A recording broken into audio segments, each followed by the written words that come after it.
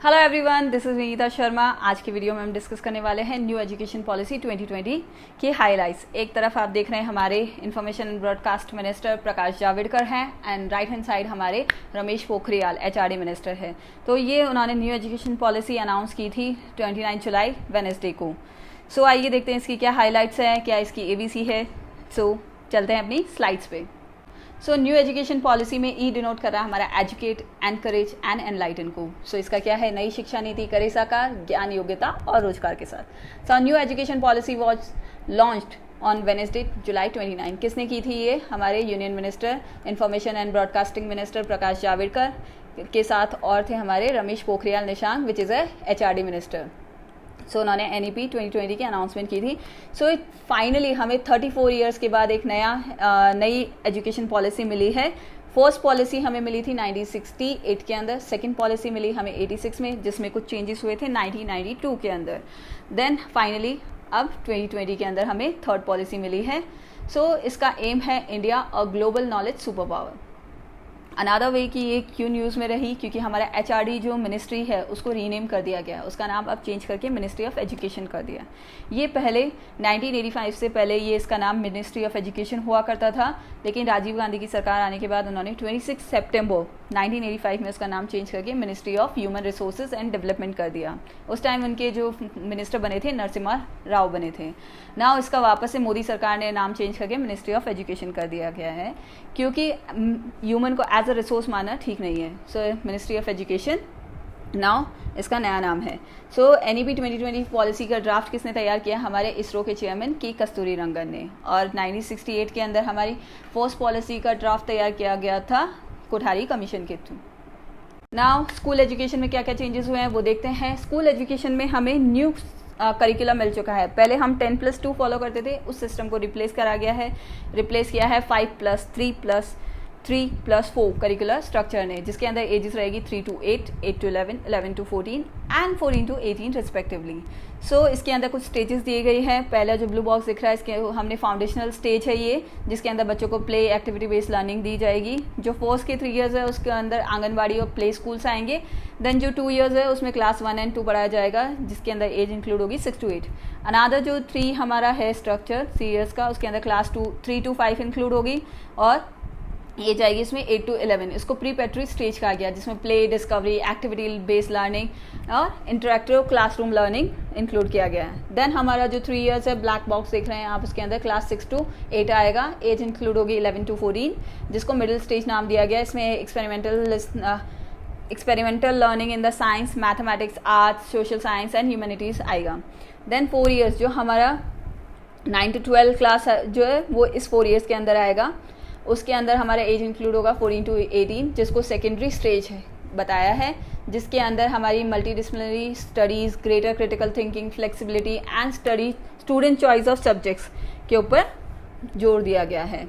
Now new pedagogical and curricular structure है वो school education का 5+3+3+4 है, जिसके अंदर जो फर्स्ट 3 ईयर्स है उसके अंदर आंगनबाड़ी और प्री स्कूल का है and then 12 years in school. Okay, now NEP 2020 education sector को अब 6% ऑफ GDP मिलेगा। पहले कितना मिल रहा था? 4.43।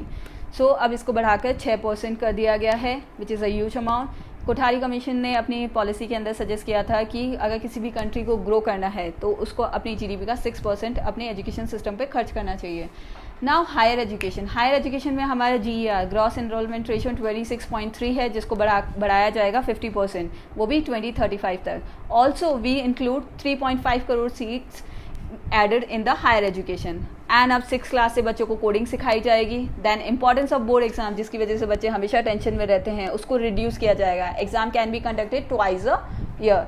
Now emphasis on foundation literacy and numeracy and another very important point, no rigid separation। जो पहले हमारा academic streams होती थी जिसके अंदर separation किया गया था कि साइंस के स्टूडेंट्स अलग हैं, हमारे ह्यूमैनिटीज़ के स्टूडेंट्स अलग है, जिनमें ह्यूज गैप आता था, उसको रिड्यूस किया गया है, उसको हटा दिया गया है कि अब जो बच्चा साइंस पढ़ना चाहता है वो साइंस के साथ पॉलिटिकल साइंस भी ले सकता है, फैशन के साथ आप बायोलॉजी पढ़ सकते हैं। एज ए इकोनॉमिक स्टूडेंट मैं भी पहले बायोलॉजी पढ़ना चाहती थी इसके साथ, बट ये हमारे पहले सिस्टम में नहीं था। लेकिन अब जो स्टूडेंट्स हैं उनके पास ये चॉइस रहेगी। Now vocational education to start from class 6, vocational education है वो अब क्लास 6 से स्टार्ट हो जाएगी विथ इंटर्नशिप। इसके अंदर फोकस किया गया है। पहले हमारे पेरेंट्स क्या बोलते थे, अगर तुम नहीं पढ़ोगे तो क्या कारपेंटर और तुम्हें प्लम्बर का काम करना है, लेकिन अब इसके वोकेशनल स्टडीज़ को छोटा नहीं माना जाएगा, उनके ऊपर ध्यान दिया गया है कि इसके अंदर 10 डे बैगलेस पीरियड होगा, जिसके अंदर बच्चे 6 to 8 इंटर्नशिप करेंगे इनके पास जाके, कारपेंटर्स, प्लम्बिंग, गार्डनर्स के पास जाके, which is a very helpful for students, ताकि वो ये सब भी काम सीख सकें। And another important point is 360 degree holistic report card for students. इसके अंदर क्या होगा कि 3 कॉलम्स होंगे। पहले सिर्फ टीचर हमारा असेसमेंट करते थे, लेकिन अब टीचर के साथ बच्चा खुद अपना असेसमेंट कर सकता है कि उसने कितना अच्छा किया है।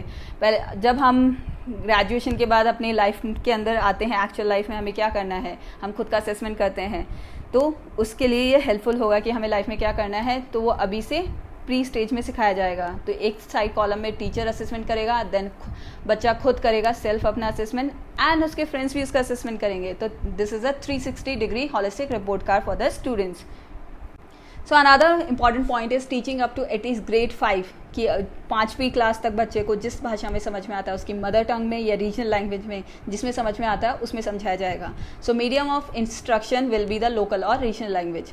New education policy 2020 curriculum content will be reduce. इसमें जो नया हमारा करिकुलम है वो भी रिड्यूस कर दिया गया है in each subjects. It's core essential and make space for critical thinking. इससे हमारी क्रिटिकल थिंकिंग को बढ़ावा मिलेगा and more holistic inquiry based, discovery based and analysis based learning होगी। नाउ बैगलेस डे इनकरेज किए गए हैं, कि जो कि मैंने पहले डिस्कस किया था कि 10 डे बैगलेस होगा, जिसके अंदर वोकेशनल स्टडीज़ पे विथ इंटर्नशिप पे एम्फेसाइज किया जाएगा। Now 3 language learn by children. अब बच्चों को 3 लैंग्वेज सीखनी है, लेकिन वो चॉइस किसकी होगी, या तो स्टेट की, रीजन्स की, या स्टूडेंट खुद अपनी मर्जी से चॉइस कर सकता है कि वो 3 लैंग्वेज उसको कौन सी पढ़नी है। उसकी मदर टंग भी हो सकती है, उसकी regional language, English, Hindi, whatever he wants. Now higher education. Higher education में minimum qualification for teaching 4 years integrated BEd degree minimum qualification रहेगी टीचर्स के लिए।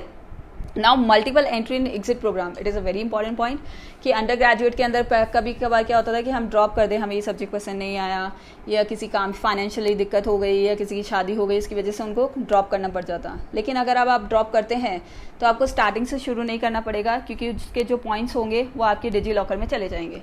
नाउ अगर आप 1 साल पढ़ के ड्रॉप करते हैं तो आपको सर्टिफिकेट कोर्स मिलेगा, 2 साल पढ़ के ड्रॉप करते हैं तो फील्ड डिप्लोमा मिलेगा, 3 साल पढ़ के ड्रॉप करते हैं तो आपको बैचलर्स डिग्री मिलेगी, एंड 4 साल पढ़ के ड्रॉप करते हैं तो आपको पूरा multi disciplinary bachelors and research program की सर्टिफिकेट मिलेगा। So it is a beneficial for the student. जो भी ड्रॉप करके चले जाते हैं तो उनको स्टार्टिंग से स्टार्ट नहीं करना पड़ेगा, उनकी जो भी पॉइंट्स हैं उनके जो डिजिटल लॉकर है उसमें चले जाएंगे। And now another point is IIT become multi disciplinary institute. अब सिर्फ IIT में सिर्फ इंजीनियरिंग कॉलेज के बच्चे नहीं, अब वो ह्यूमैनिटीज स्टूडेंट्स के लिए भी खोला जाएगा। और another point is higher education commission of India will be setup. Higher education का जो एक सिंगल अम्ब्रेला बॉडी, यानी एक बॉडी होगी जो वो हायर एजुकेशन की जितनी भी इंस्टीट्यूट्स हैं उनको उनके ऊपर ध्यान वो रखेगी। सो इसके अंदर एक्सक्लूड किया गया मेडिकल एंड लॉ को, इसके अंदर शामिल नहीं किया गया है। बाकी जितने भी AICTE और ये सब है UGC, उसके अंदर higher education commission of India एक सिंगल बॉडी सेटअप किया जाएगा। Now public and private higher education institute will be govern by the same set. उन्हीं के नॉर्म्स, रेगुलेशन, सब अकेडमिक स्टैंडर्ड सब उन्हीं के फॉलो करने पड़ेंगे। Now affiliation of colleges is to be phased out in 15 years and stage wise mechanism to be establish for granting graded autonomy to college. अब जो कॉलेजेस है वो स्वायत्त हो पाएंगे, ऑटोनॉमस हो पाएंगे। नाउ अदर चेंजेस क्या क्या है। An autonomous body, the national educational technology forum will be created to provide platform for the free exchange of ideas. एक ऐसी बॉडी क्रिएट की जाएगी जिसके अंदर उनको एक प्लेटफॉर्म मिलेगा। कौन सा है वो प्लेटफॉर्म? NETF, जिसके अंदर वो अपने आइडियाज़, अपने जो आइडियाज़ हैं उनको एक्सचेंज कर सकें on the use of technology to enhance assessment, learning, planning and administration।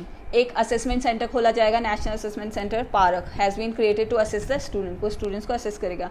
Now it's also paves the way for foreign university to set campus in India and in emphasise setting up gender inclusion fund. जहाँ पे disadvantage regions है वहाँ पे ये set किए जाएंगे gender inclusion fund and special education zones. Now national institutes खोले जाएंगे पाली, प्राकृत एंड पर्शियन के लिए. Indian institute for translation and interpretation to be setup, ये भी सेटअप किए जाएंगे. और जैसे पहले हमारे स्पोर्ट्स था वो एक्स्ट्रा करिकुलर एक्टिविटीज़ के अंदर आता, लेकिन अब स्कूल के अंदर फॉर्मल सब्जेक्ट्स में आप उसको पढ़ सकते हो, उसके भी फॉर्मल सब्जेक्ट्स की तरह वो पढ़ाया जाएगा. सो नाउ अब ये एक्स्ट्रा करिकुलर एक्टिविटीज़ के अंदर नहीं आएगा.